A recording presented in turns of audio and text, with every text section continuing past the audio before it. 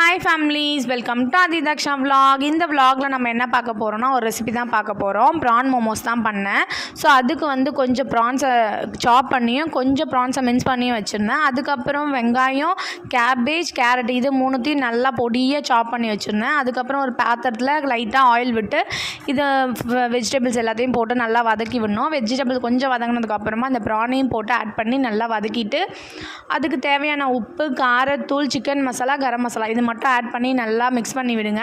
நல்லா மிக்ஸ் பண்ணி கொஞ்சம் வதங்கினதுக்கப்புறம் நம்ம மாவு பிசைஞ்சு வச்சுருக்கோம் இல்லையா, அந்த மாவை அழகாக ரவுண்ட் ஷேப்பில் கட் பண்ணி அதுக்குள்ளே ஃபில்லிங்ஸ்லாம் வச்சு ஸ்டஃப் பண்ணி நமக்கு எந்த ஷேப் வேணுமோ அந்த ஷேப்பில் அழகாக ஃபோல்ட் பண்ணி எடுத்துக்கலாம்.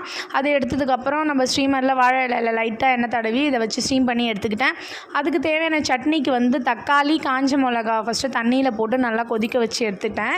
அது வெந்ததுக்கப்புறம் அதில் இருக்க தோலை எடுத்துட்டு மிக்ஸி கப்பில் வந்து கொஞ்சம் இஞ்சி, பூண்டு, கொத்தமல்லி தண்டு இது எல்லாத்தையும் போட்டு ஒன்றா அரைச்சி எடுத்துக்கிட்டால் சட்னி ரெடி ஆகிடும். அதுக்கப்புறம் ஒரு பாத்திரத்தில் திரும்பவும் எண்ணெய் விட்டு இந்த சட்னி அரைச்ச சட்னி அதில் கொஞ்சம் நேரம் போட்டு நல்லா கொதிக்க விட்டு எடுத்துட்டால் சூப்பரான சட்னியும் ரெடி ஆகிடும்.